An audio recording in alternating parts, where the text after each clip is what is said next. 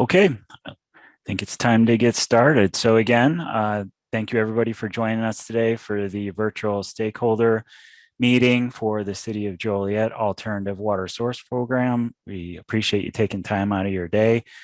A lot of good things to talk about today as far as progress on the program. Let's go ahead and introduce the folks that are participating today as part of the City of Joliet and the City of Joliet's team. My name is Jeff Freeman, and I work with EEI. I am one of the consultants on the program management team, or our firm is one of the consultants on the program management team. I will be talking a little bit today. We also have Allison Swisher, who is the Director of Public Utilities. Allison will have a portion of the presentation, a couple different sections. And then Tony Answer, who is the Deputy Director of Public Utilities, also will be talking today as part of the overall presentation. And then we have the two co-project managers for the program management team, Joe Johnson, who works for Stantec, and Teresa O'Grady, who works for Crawford Murphy and Tilley. They'll be joining us at the end during the Q&A session. Speaking of the Q&A session, this is intended to be interactive. We really do appreciate it when folks add questions. We do ask that you put it in the Q&A box, not in the chat box. So when you typically you have to move your cursor around and you get to the Zoom toolbar, that will lower, find the Q&A component of that, which is shown here on the screen. If you touch that, it should open up a question and answer box off on the screen or off to the side. Go ahead and type in your question there and then hit send, and we'll see it as the panelists, and we will address them all at the end. But please feel free to start adding those questions at any time throughout the presentation, right as they come to mind, so that then when we're at the end, we can smoothly transition into that portion of the overall session and respond to all the questions that everybody provides. The agenda for today, we have the welcome and opening remarks, of course, that we're going through right now. After that, Allison's going to take us through an overview or background of the Alternative Water Source Program. Next, Allison's going to give an update on the Regional Water Commission formation efforts. Tony's going to talk about the water main replacement program that the city is undertaking. I'm going to talk about water conservation activities and tools that the city is working on. And then Allison's going to talk through what a typical water bill looks like from the utilities department at the City of Joliet. And then again, we've got time devoted for Q&A with the panel.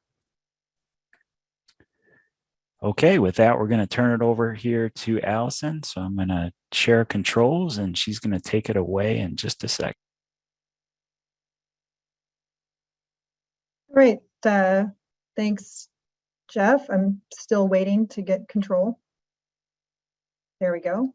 Okay. All right, thanks everyone for being here today. I appreciate taking the time to learn more about the city's Alternative Water Source Program. So as we typically start off these meetings, for anyone who is new to our stakeholder group, I will start with just some of the general background about why we are doing this project.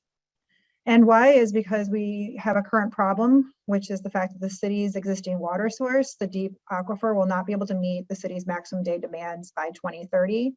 This was verified by studies completed by the Illinois State Water Survey in the fall of 2018, and again updated in spring of 2020. After that information was known, Mayor Oderkirk was first directed staff to proceed with a comprehensive study of all possible alternatives. The study was done over multiple phases and multiple years. It started in 2018 with the phase 1 report, which evaluated 14 different water source alternatives, really every possibility of water source, whether Lake Michigan, river sources, other groundwater sources, and all of those alternatives were evaluated for water quality and water quantity.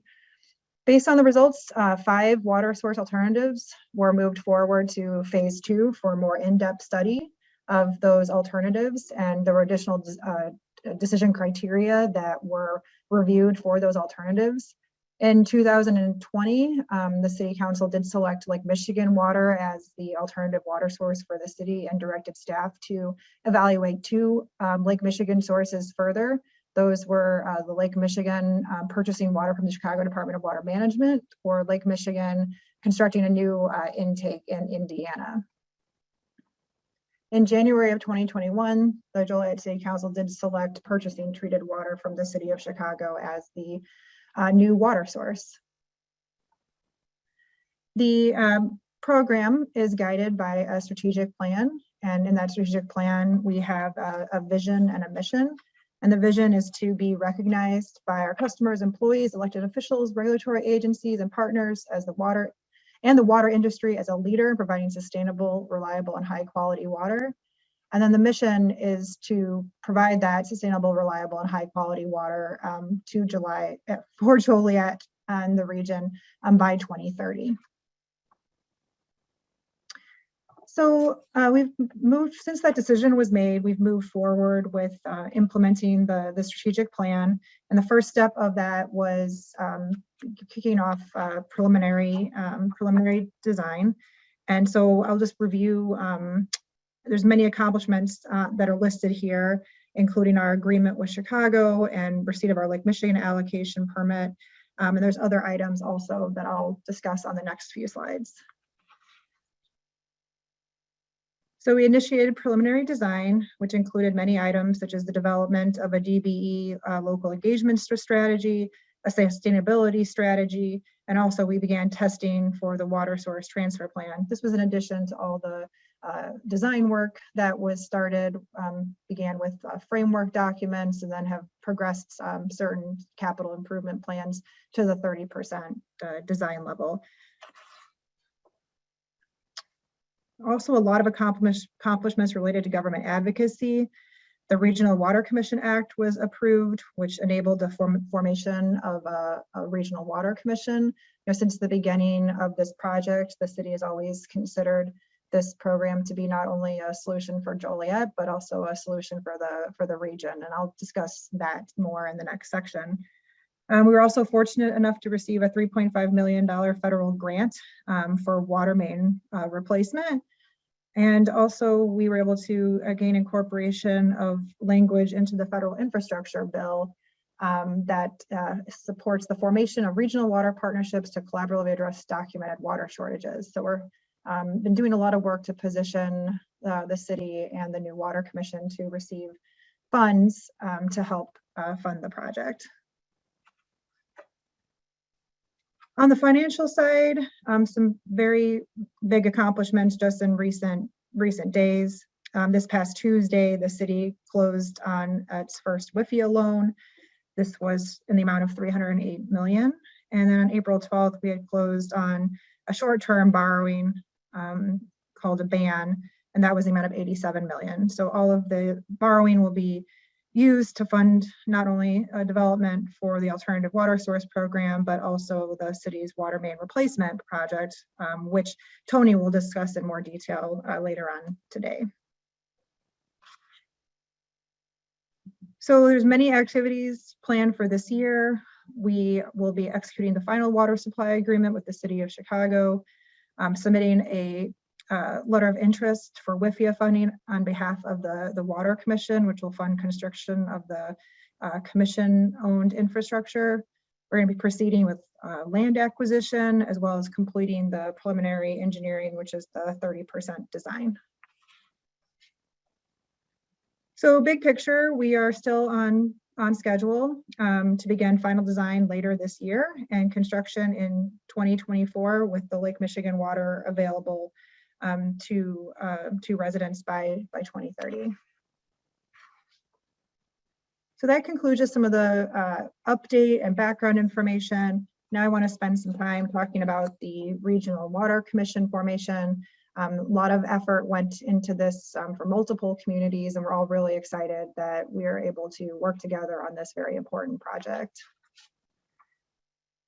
So in one of the first slides I presented, I talked about the depletion of the aquifer, and it's important to note that that was not only a problem for Joliet, but also for many of our neighboring communities who also utilize the deep aquifer as their water source. And one thing that was studied, again, by the Illinois State Water Survey is that even after Joliet switches off of the aquifer, it does not solve the problem for the other communities and industries that use it. So it's really not a sustainable water source. And so everyone who's using it will eventually have to switch to a new source. It's important to know this is not only issues related to the deep aquifer, but also the shallow aquifer. Other communities in the region utilize the shallow aquifer as their water source. And the Illinois State Water Survey did testing and research into water quality of the shallow aquifer and found that there were rising chloride levels due to salt applications. And then also IEPA had recently done testing in wells that showed the presence of PFAS that may require treatment.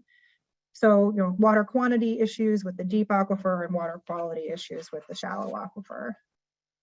So the good news is that, we have the ability to work together as a region to find an alternative water source. And so that's what we're going to do. There'll be a water commission, and there's many benefits to working together. Lower water rates due to cost sharing economies of scale, distribution of risks amongst more entities. We've got a lot of support already, like I mentioned, with some of the federal agencies and state and federal legislators, and then also just the ability to obtain access for construction and rights of ways outside the city of Joliet, which is a right given to water commissions. So just to kind of expand on the cost effectiveness of water commissions, we did this evaluation last summer, and we found that every time a community is added to the group participating, that it did result in lower costs for everyone. And so we really spent a lot of time last year working together to encourage as much participation as possible in the region. As I mentioned, the Water Commission legislation was passed this past fall during the veto session. It was unanimously passed out of both the House and Senate, and then signed by the governor. And so this legislation enables the group to work together on this very important project.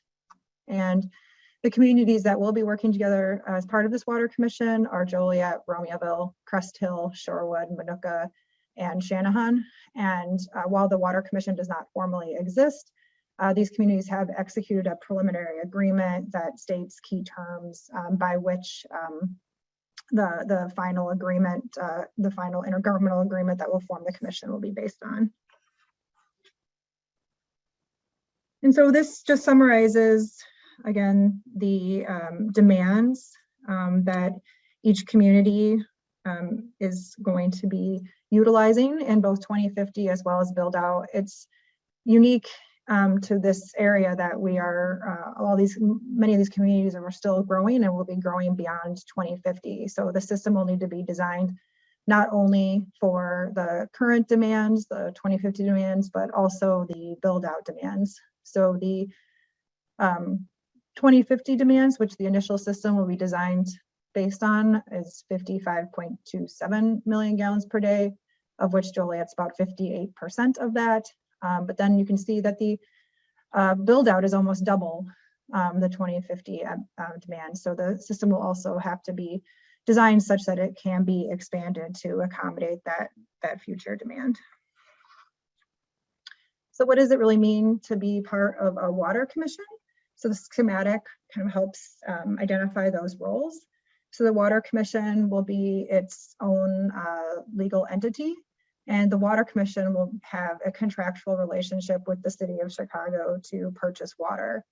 The Water Commission will then sell that water to each of the members, and then the members will then sell that water to its residents. So as a resident of Joliet, you would still be, paying your bill to Joliet, but then Joliet will be having a contractual relationship with the Water Commission to purchase water. As part of the preliminary agreement, Joliet has been identified as the commission program manager. So that means that for the next 8 to 9 years, Joliet will be managing construction and implementation of the alternative water source program. One other thing to note is that the Water Commission will be governed by a board of commissioners, and then each of the communities will have a member appointed to that board of commissioners that will have an equal vote in representing its community. So there's still a lot to do with the Water Commission in order for it to formally form. And so one of the key steps with that is obtaining Lake Michigan allocations. As I mentioned, Joliet went through that process last year and did receive its allocation, but 4 of the other communities will need to do that process this year. So once those allocation permits are in hand, then it's anticipated that at approximately this time next year, the communities will enter into the intergovernmental agreement, which will officially form the commission. And once that's done, then proceed with preparing bylaws and other ordinances used to govern the commission. And then again, the commission will be the entity that will permit, bid, and contract for the commission infrastructure. So again, very exciting. All these communities are on board working together to deliver Lake Michigan water to the region, which is, water is a critical need for our growing region by 2030.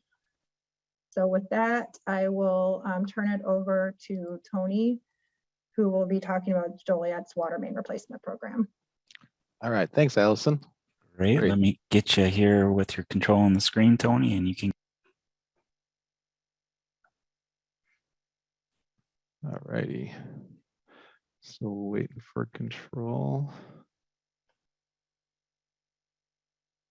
All right, looks like I've got control here. Yeah, so Tony Anzer here with the City of Joliet, and I'm here to talk about the Joliet's water main replacement program. We have an aggressive program where we are going to, the main goal on replacement is to replace all the water mains that have been built prior to 1970s. And so we're doing that at a rate of about 20 miles per year, which will get us to about 2030 when that work is completed. Construction costs are around $34 million a year for this work. Why are we doing this work? So that's talking about the program benefits is that many of these water mains have reached their useful life and are prone to breaking and leaking water. So we want to make sure that we're replacing the water mains that are leaking water, which is water that we're losing. So we want to replace those water mains so we have a reliable and tight water system. And doing so will reduce Joliet's non-water revenue also. So the water mains that are leaking the ground, once those get replaced, then the city just uses less water, which is a benefit to the residents. And then also, it is a requirement by DNR for us in our Lake Michigan water allocation that we have to get our water loss down to less than 10%. And so this graph here on the bottom right of the slide shows the number of water main breaks per year. And you can see, we were hovering around 250 from 2016 through 2019. And then as we are replacing water mains, you see that the number of water main breaks are going down, which is what we expected as we're replacing the water mains. Are replacing all the older ones that are more prone to breaking. So that's good to see that the water main breaks are decreasing as the projects continues. This slide just talks about the construction work going on this year. So we have 12 different bid packages that went out, and there are 7 different contractors. So a couple of contractors got more than one project. And in that, the total for this year's work is just a little over $33 million of work. Here is just a slide showing what a job site looks like. You can see that this is a picture of mainline water main installation. So for the most part in the city, the water main is it's constructed in the roadway. It's a few feet off of the curb line. And then you can just see what the trench looks like as they install the water main This next slide here shows once that mainline water main is installed, then once the water main gets installed, then it's pressure tested and chlorinated. And once all those tests pass, then the contractor comes back to each house and installs a new water service connection. So this is just a picture of a contractor starting to excavate to replace a water service. In our project, a huge element of the project is our communication plan, which is an ongoing project throughout the length of the water main replacement. And here let's touch briefly on these items.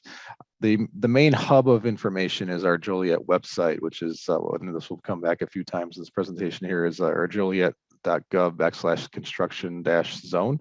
And there we'll have some screenshots showing what level of information gets out of there. So we'll come back to that.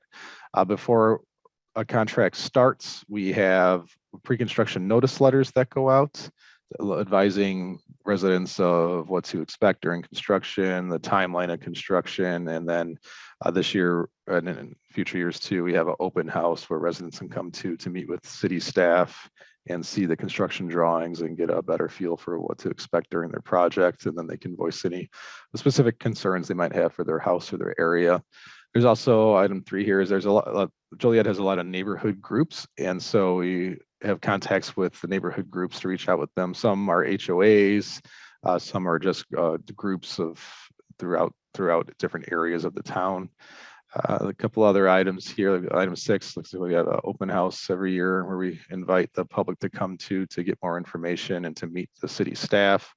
Social media, we have regular posts of updates that drive people to the website to get updates to their specific areas. Door hangers we'll touch on here in a second. And then Everbridge 2 is a notification system that residents can register for. And if there is a emergency during the project, they'll be notified via the Everbridge outreach. They'll quickly touch on door hangers. So during the life of a water main project, there's a few different milestones that residents need to be notified of. And the first one here, mobilization, is right before work starts in the area. A door hanger will go on a home to advise the residents that the project is starting and where to get additional info from. Also, anytime that the water main is going to be shut down, that will affect the water service to a resident or a business, we'll put a notification on so the residents can know when to expect a water outage. And that happens a couple times, like when the water service is replaced, the water has to be shut off shortly. And then when the water main connections are completed, the water will be off for a handful of hours usually. And then at the end of a project too, just to advise residents, like some projects will end in say like the beginning of July, and at that time we really can't do restoration. So we'll put out a door hanger advising residents that the water main work is complete, but restoration will be finalized later in the year in the early fall when conditions are better for restoration. Here's a snapshot of our website. And again, it's joliet.gov/construction-zone. And here, when you go browse to this website, you'll see this interactive map. And when you click on the map, it will go full screen and you can see all the different projects we have going on. So these are different locations of work. And so like for a project here, if you click on each project, it will drill down into additional information about the project. And here we have, this way residents can find their area quickly, and they can find the information about the construction timeline, the contractor, any planned outages, and additional information. Lead service replacement. So in our projects, when a lead service so all the public water services are replaced in these projects, and then as we encounter lead services on the homeowner side too, the lead services are replaced. And so this is a photo here kind of showing generally what it looks like, where there's an excavation in the parkway that it would continue to a house if we found lead, but generally the water main would be in the streets, and then the new water service is installed. And then if a new water service needs to be ran into a home, the picture on the right generally shows kind of what that would look like, where there'd be a little excavation made in the home or the structure, and then the new water service line would be ran to that location. That way, the entire lead in its entirety from the new water main all the way into the house would be replaced with copper. And for more information about Joliet's lead service program, the website's here at the bottom, which is joliet.gov/get-the-lead-out. This slide here talks about the 2023. So this is next year's planned projects. These are all currently under design right now. There's currently 10 different bid packages being prepared, which is about 108,000 feet, and which equates to about 20.5 miles of water main. And again, once these projects turn into construction projects next year, they'll be on the website for any residents or interested parties to be able to view the status of each project. All right, so that concludes a portion of Joliet's construction on water main this year, and I will toss it back to Jeff for water conservation activities and tools. All right, thank you, Tony. Great job, and great job to Allison in the prior sections there. As Tony stated, going to talk a little bit about water conservation activities and tools. For those that have been following this process back to even starting in 2018, the city of Joliet has quickly identified the benefits of water conservation, not only from the resource conservation perspective, but also from the side of it that it can save the city as well as individual residents money.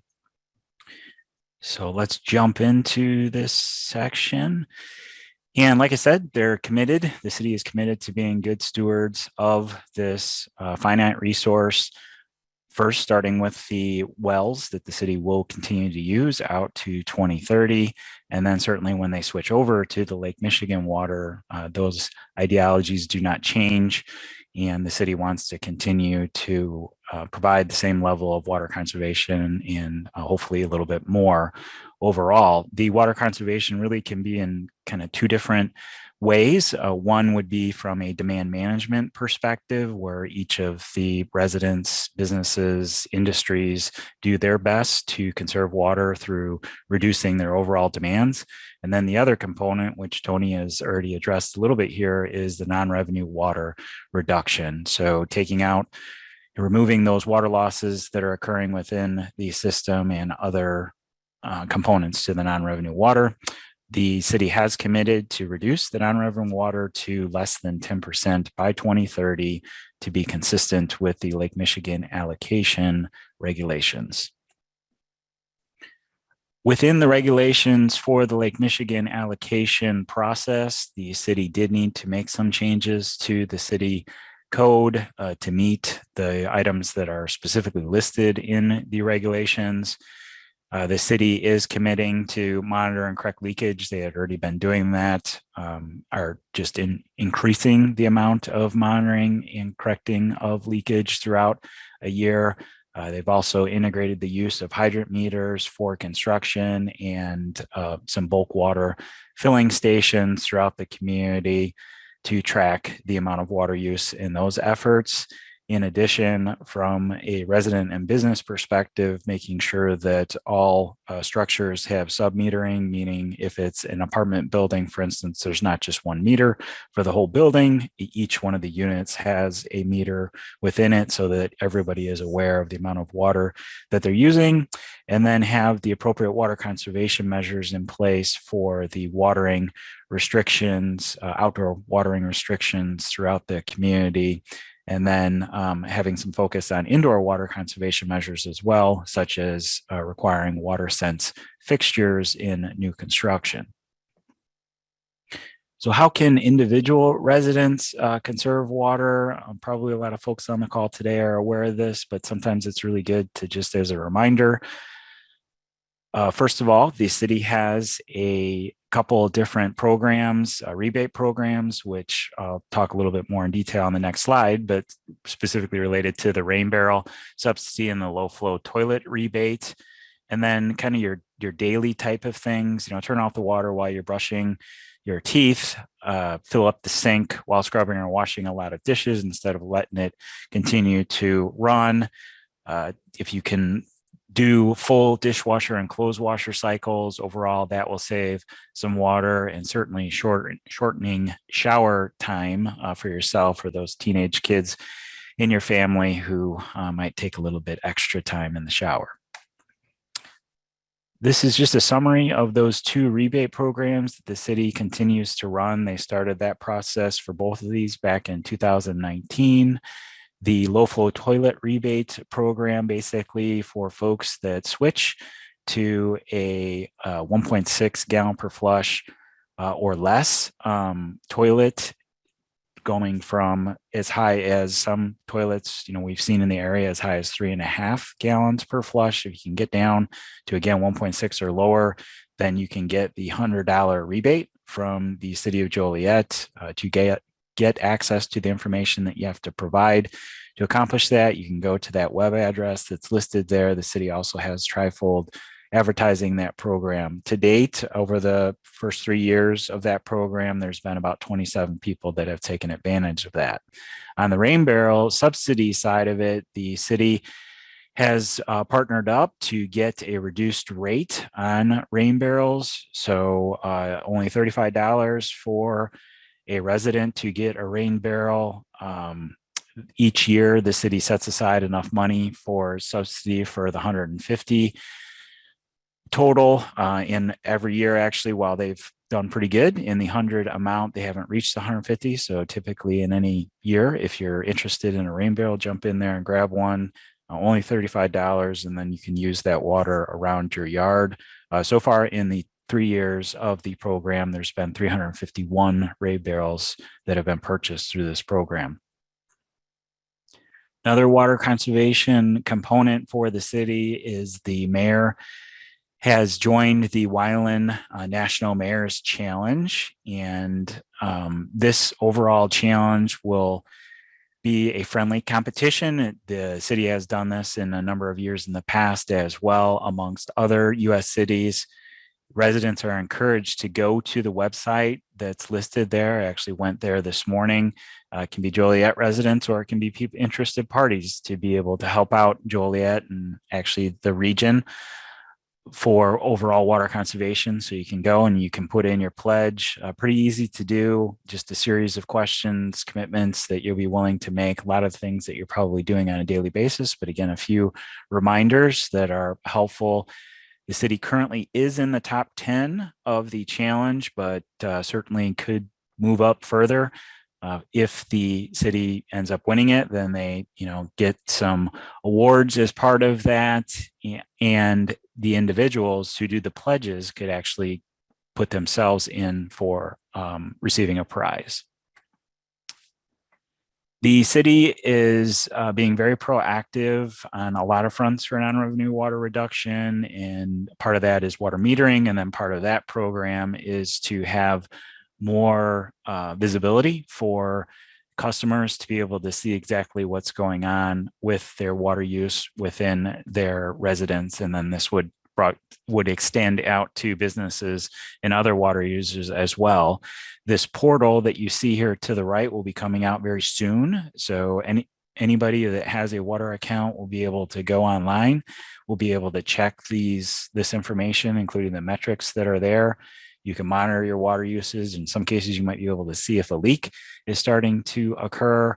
You can set alerts that, if you set up a normal water use pattern and then, you end up going outside of that, then you can set up an alert. If you go on vacation and you want to set it very low and somehow a leak develops while you're on vacation, then this can help alert you. A very interesting program, very useful for the residents to be able to, and other water users to be able to access the information.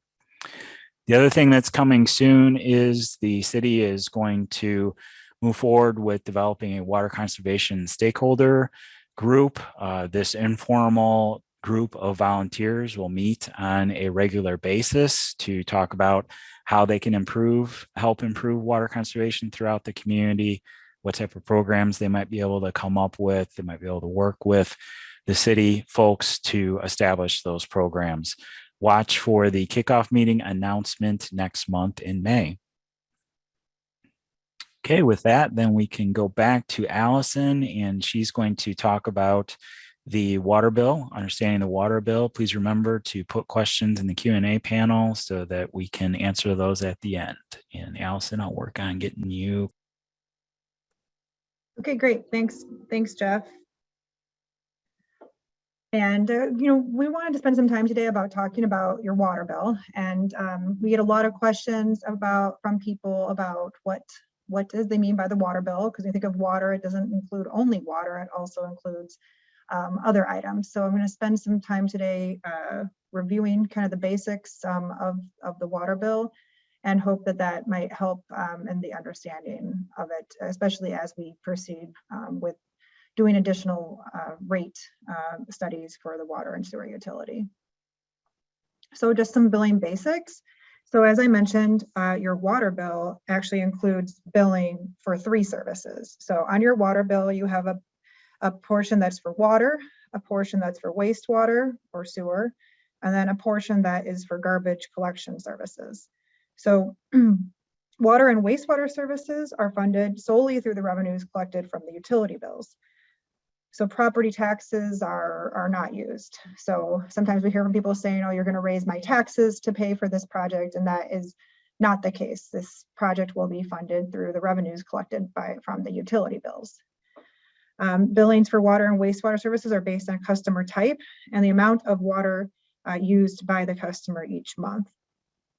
So billing for garbage collection services is also included on the utility bill, and that's a flat monthly charge. It's important to note that the utilities department has no involvement in the garbage collection, and that is performed by Waste Management, and that rate is negotiated by the city's purchasing department with Waste Management and then approved by the council. So if you have any questions about garbage collection, that would not go to the utilities department, it would go through the purchasing department. So this is a graphic of a water bill from the website, and just want to walk through some of the various charges so you can, if you haven't spent any time looking at your water bill, you can, and learn some information about what you're looking at. So again, the top charge is the municipal waste, and that again is the monthly charge for collection and disposal of garbage, and that is all done by Waste Management. The next line is the sewer daily charge, and so this is a monthly charge for fixed costs. So again, this is a fixed rate. It does not change based on the amount of usage, and so this cost is associated with wastewater collection, treatment, and disposal. The next line is the sewer consumption, and so this is a volumetric rate, and it is based on the amount of water based on metered water use. So it's then understood that if you use the water, it then ultimately ends up in the sewer. The next line is a sewer separation fee. The city has a program to minimize combined sewer overflows to the Des Plaines River, and this is a program that the city is required to complete, and so there is an additional fee that supports the implementation and completion of that program, and the rate for that is varied based on customer type and as well as the volume used. Now we're getting into the actual water charges. Similar to sewer, there is a water daily charge. Again, this is a fixed cost that doesn't change based on the amount you use. And this is associated with water supply, treatment, and distribution. And then similarly, there is a water consumption. This again is based on the volume of water that you used. And you can see there that the usage is reported there. And then 300 is the number of cubic feet, and that is what is used then to calculate the 2 volumetric rates, which is the sewer consumption and the water consumption. So that was a quick look through of the water bill. Again, this information is provided on the city's website if you want to spend some more time looking at it.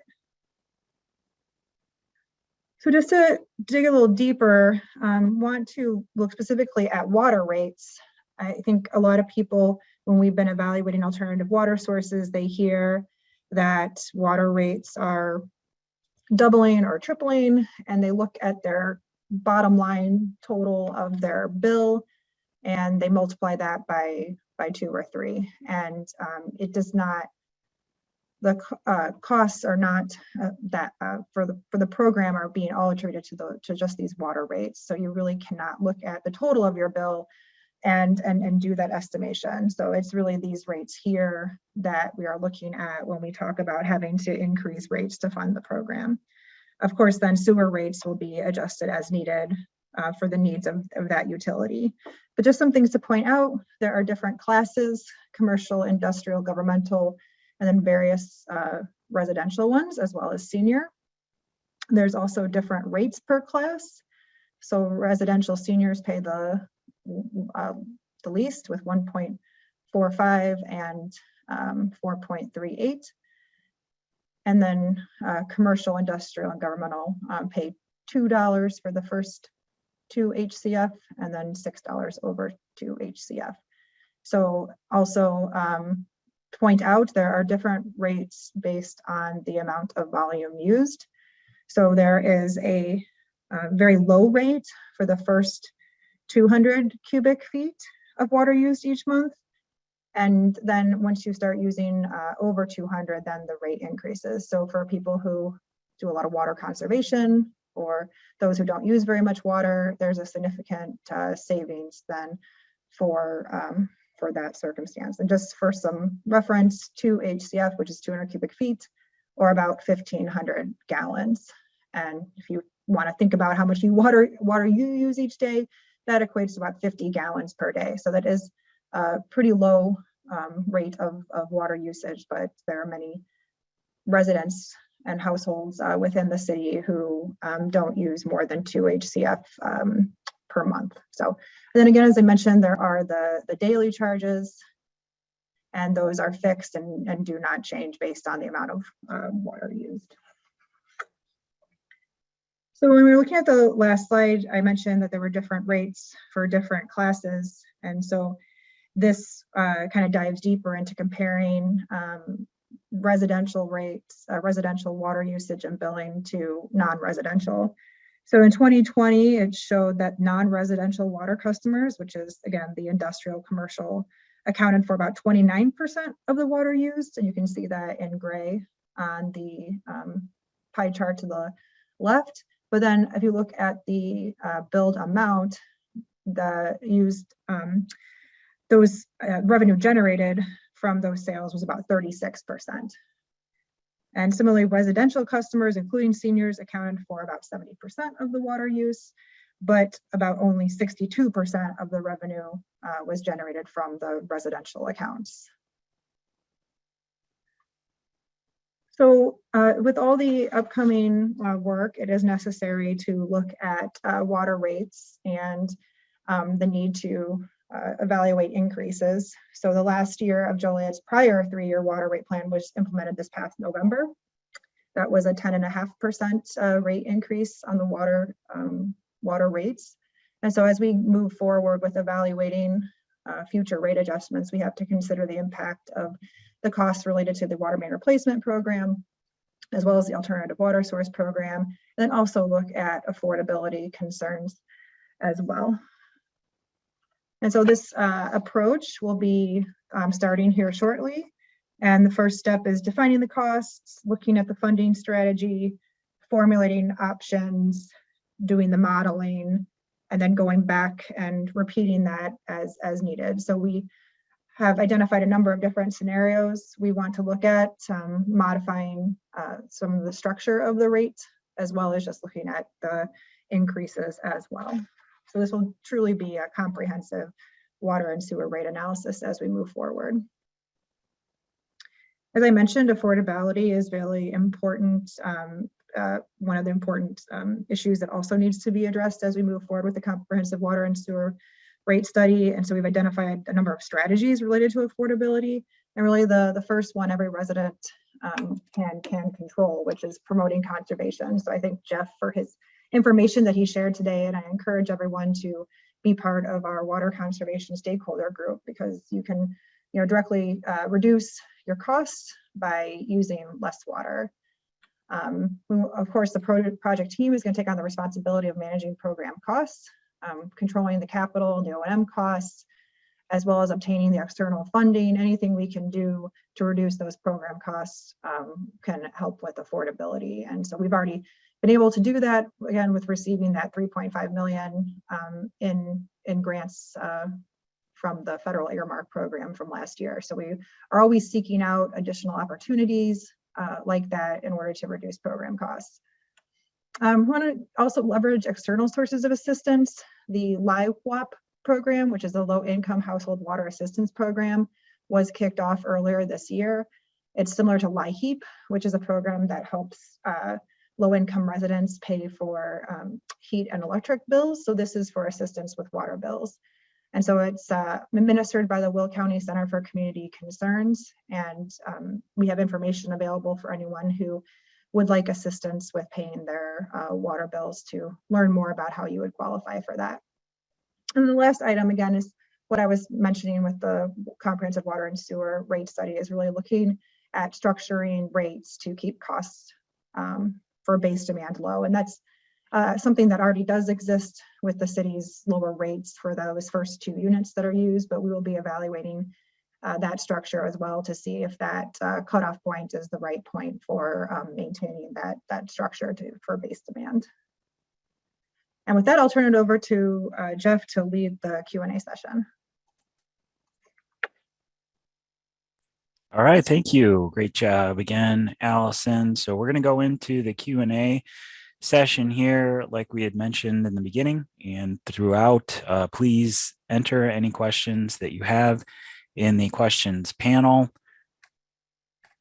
Let's advance the slide here. Okay, if you don't remember, based on the earlier slide, you just get to your Zoom toolbar and go to the Q&A icon. Press that Q&A icon and a Q&A dialog box will open up. You type your question where it says type your question here, hit enter, and the question will be provided to each one of the panelists so that we can address that. Please recall that this is your full set of panelists. So we're going to bring Joe and Teresa on as well. So any questions for Allison, Tony, Joe, Teresa, or myself? And why don't we just stay on that slide and see if we have any questions. So far, not seeing any in the panel. Must mean Allison and Tony did a fantastic job of explaining everything.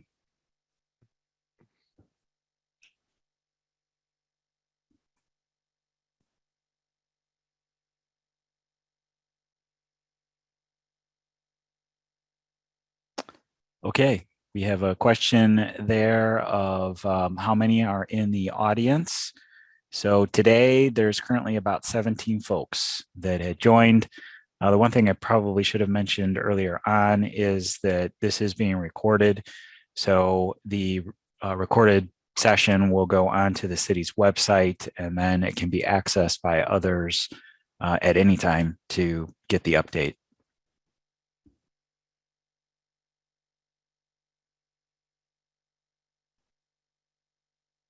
All right, let's see if we have any other questions here. If we don't have any other questions, then we might have to have Tony come on and tell a dad joke or two. There's a chat. There's a question in the chat, Jeff, that says, please explain how the low income program for help with water bills. Okay, great. Did you want to take that one, Allison? Yes, I can go ahead and take that one. So again, the LIHEAP program, or LIWAP program, I'm sorry, is something that is administered by the Will County Center for Community Concerns. They have, so basically I have a flyer that I can share with this group. So as customers may receive a benefit of up to $1,500 total for disconnection, an amount to reconnect, imminent disconnection, disconnection fees, and arrears past due a balance. And so you would go to apply at the Will County Center for Community Concerns, which is at 2455 Glenwood Avenue, Joliet, Illinois.